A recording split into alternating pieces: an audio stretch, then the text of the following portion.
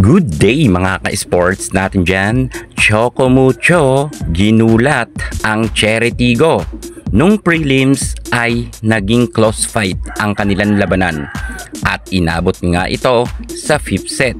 Pero pagdating nga dito sa qualifying match ay hindi talaga nakaporma ang kupunan ni Risa Sato. Anong nangyari ngayon sa Cherry Tigo? Ayon nga sa mga usap-usapan at komento ng mga netizen ay bumaba daw ang level ng nilalaro ngayon ng Cherry. Mukhang hindi raw ito papasok para sa Final 8 dahil nga natalo sila ng Choco Mucho.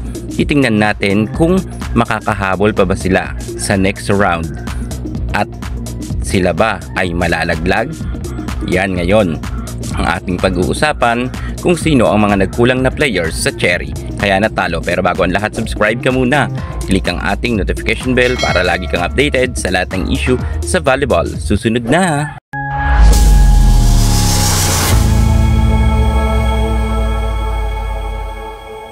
At tulad nga ng aking prediction noon ay hindi nga nagkamali. Choco Mucho pinatiklop ng mabilisan ang Cherry Tigo.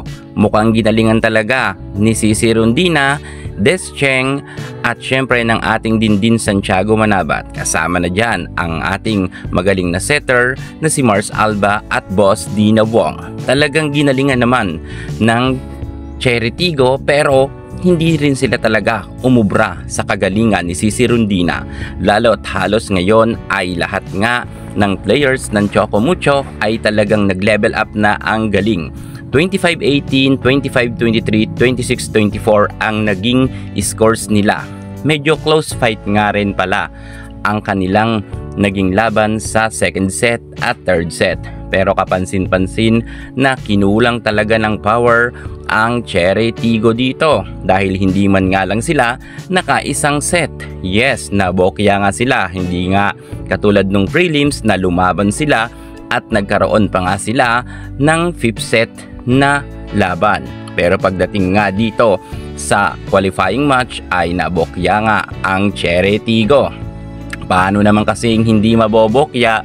Mukhang hindi kasi nag-effort rin ang ibang mga players. Yes, talagang masasabi natin na ang Choco Mucho kasi lahat ng players dito ay nagle-level up ang galing at lumalakas sila. Kung kaya nga mabilisan nilang napatiklop ang kupunan nga ni Chang Abby Maranyo. Sino-sino ba ang mga players ng Choco Mucho ang talagang hindi nagpakabog? Syempre, si Cici Rondina yan, ang player of the game. At sa Cherry Tigo naman, sino-sino naman ang mga players na nagkulang?